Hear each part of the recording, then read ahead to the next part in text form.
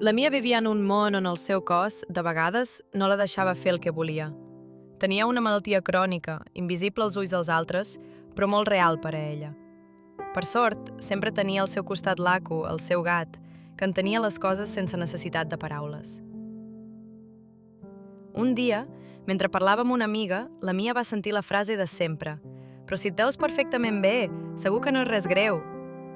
La Mia va somriure per fora, però per dins pensava: «Sí, perquè la meva mi té la màgia de la invisibilitat». De tornada a casa, la frustració de la Mia era palpable. «És que no ho entenen!», va exclamar.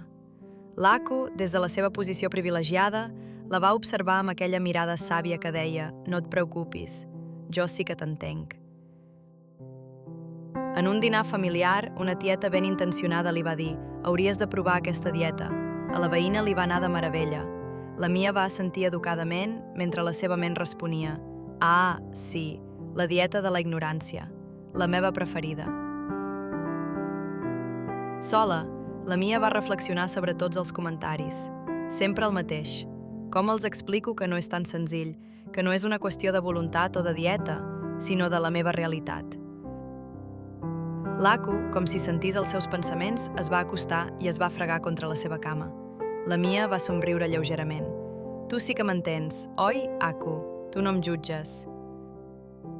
A la feina, un company va comentar sense pensar: «No és tan greu, tothom té mals de panxa de tant en tant».